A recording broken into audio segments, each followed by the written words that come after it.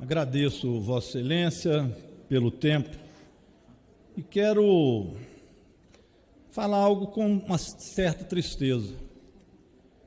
Não é a tristeza pelo governo Bolsonaro, porque esse, infelizmente, o que nós temos por ele hoje é repúdio. Mas é tristeza pelo Brasil. O governo está desmanchando de tal forma que não tem mais defesa para este governo. E ele desmancha do ponto de vista moral, do ponto de vista ético, do ponto de vista físico.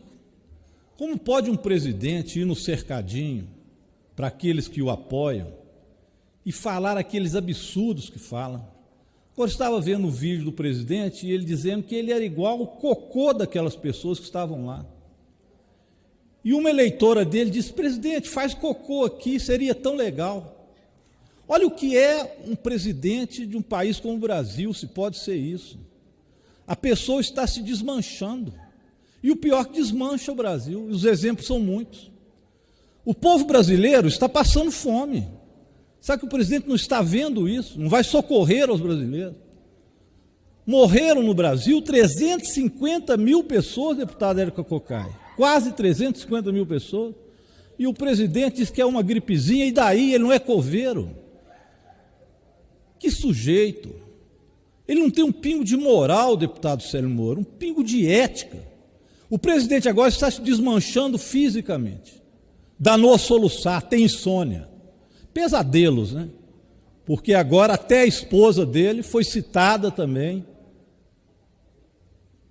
no telefone do Dominguete, um cabo da Polícia Militar Mineira, que foi lá vender vacina, se juntou a um reverendo, amigo da primeira-dama, e depois, no próprio telefone de um cabo da Polícia Militar, tem lá o próprio presidente, também ele, envolto no caso da corrupção das vacinas.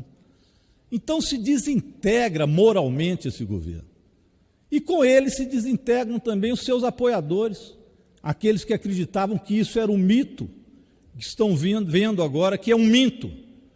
Por isso alguns têm mesmo que tentar falar de Cuba. Coitados, né? Cuba é um país que tem um povo que resiste, que está sendo perseguido, inclusive, pelos Estados Unidos há décadas e décadas, que tem uma história belíssima. E não se pode comparar a este sujeito. Bolsonaro é hoje um delinquente, abandonado pelos seus próprios apoiadores. Fora Bolsonaro, é a única coisa... Senhor presidente, senhoras e senhores deputados, a cultura brasileira está sendo mais uma vez pisada por esse governo federal. A Funarte, agora nas mãos de inimigos da cultura. Ela negou o patrocínio da Lei Rouanet, a tradicional festival de jazz na Chapada Diamantina, na Bahia, e ainda ofende a religião, citando Deus como argumento. Mas é claro que Deus nada tem a ver com a censura fascista desse governo que promove o genocídio de seu próprio povo, com as mortes pelo descontrole da pandemia, já atingindo 534 mil vítimas, porque ele brincou com isso desde o início.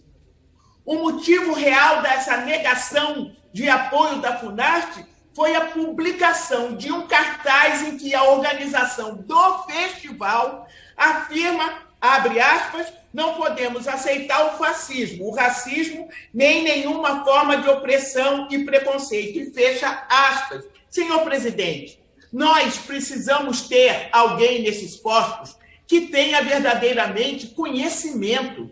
E isto é um deboche que fazem conosco. A Funarte fez uma clara confissão do seu desconhecimento, do seu deboche e do seu preconceito e de sua ideologia.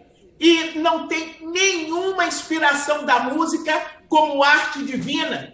Como disse, é um absurdo parecer. O Festival de Jazz do Capão, na Chapada Diamantina, recebe desde 2017 o apoio tanto da Secretaria de Cultura da Bahia quanto da Lei Rouanet, já participaram de festivais com representantes estrangeiros, todos esses nacionais, né? E além dos artistas de renome que nós temos. Eu só quero concluir, senhor presidente, pedindo que divulgue o meu pronunciamento no meio de comunicação dessa casa e na Voz do Brasil, mas dizer à Funarte e seus dirigentes que o jazz nasceu em 1890, em 1910, em New Orleans. Se ele não sabe disso, é uma improvisação do swing. Se ele não sabe disso, a sua origem tem a raiz da música negra americana.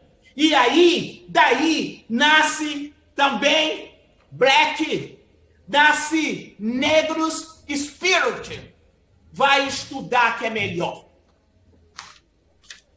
Ok, deputada Benedita da Silva, do Rio de Janeiro. Quero trazer aqui a indignação que toma conta cada vez mais do Brasil em relação a esses casos que vão se repetindo de agressão e de violência contra as mulheres.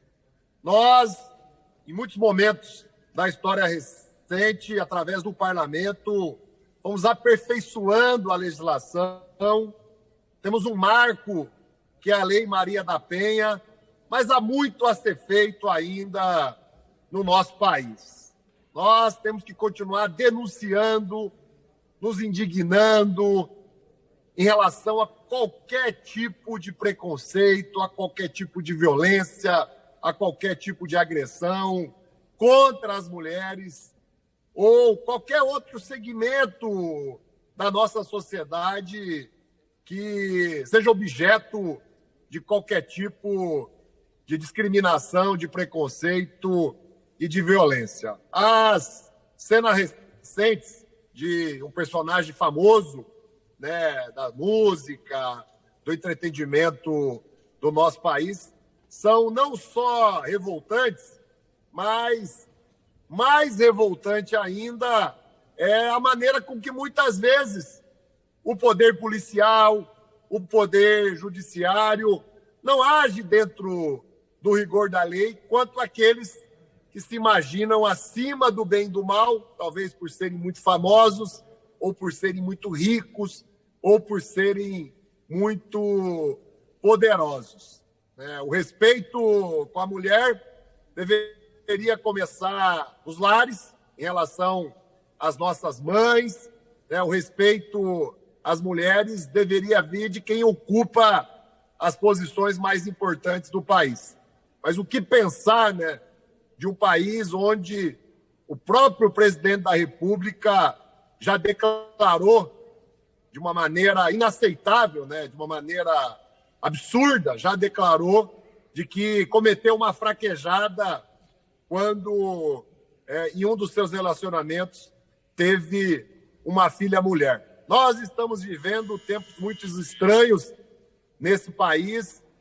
A nossa sociedade precisa refletir, evoluir, mas cabe a nós, sim, que temos funções públicas, políticas, dar o bom exemplo. Denunciar, se indignar, é uma forma de dar bom exemplo, mas respeitar sempre o valor, o papel, a importância das mulheres, com certeza tem como um exemplo bastante relevante no dia a dia da sociedade.